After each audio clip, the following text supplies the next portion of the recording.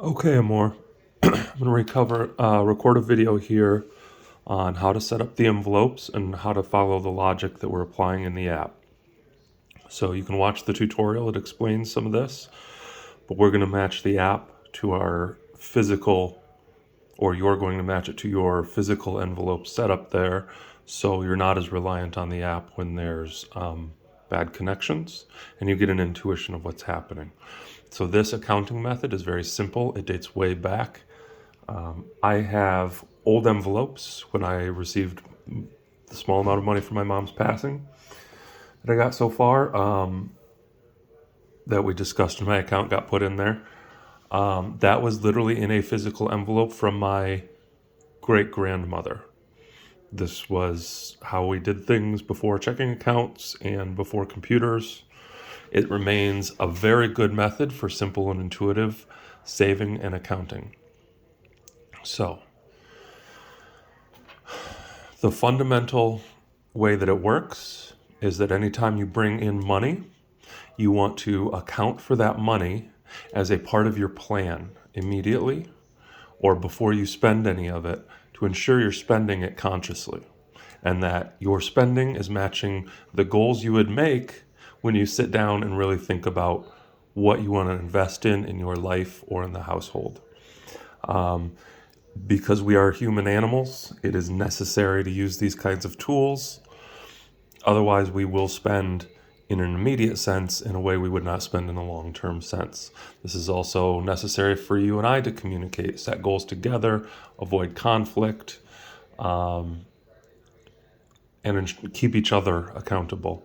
As you get better at using apps or we get you a better connection, I would absolutely love and welcome your support to monitor my spending.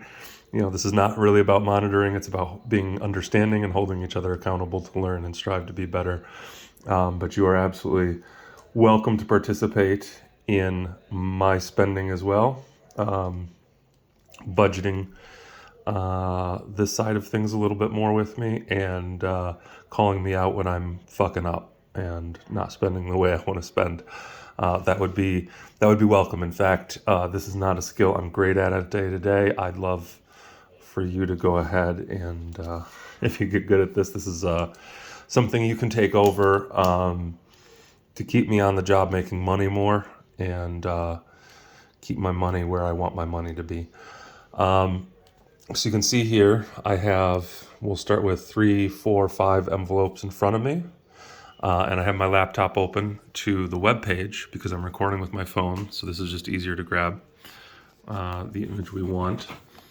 So in the app, we're calling all of these multiple envelopes. Everything here is an envelope. We have the spending envelopes under monthly that we set up and talked about, right? You set those budgets for what's reasonable. We discussed it and calculated it out. Then we have a savings envelope, and then we have a goal envelope. So as soon as money comes in, we split it up into spending envelopes to make sure we have enough money that we budgeted out for the month. And then anything that's left gets to go in a savings envelope, where it'll stay long term, or we put it in a goal envelope, right? So savings stays there until we decide and discuss specific long-term goals, or I should say it's a non-specific envelope to save money until it has a specific purpose or goal. Down here, right, we set 2 goals. We didn't get to discuss investment funding, but it should be, so we'll discuss how to invest in you to help you make more money, and we'll want to fund that. So this is a goal. And then we made an emergency fund goal. Goal envelopes are envelopes you stuff money into until they're full. Once they're full, that money is used for something. Now, in this case, I was going to set a goal to fund for emergencies. We already reached that goal because I was able to fund it with what we saved while I was there. So that really should go under a savings envelope.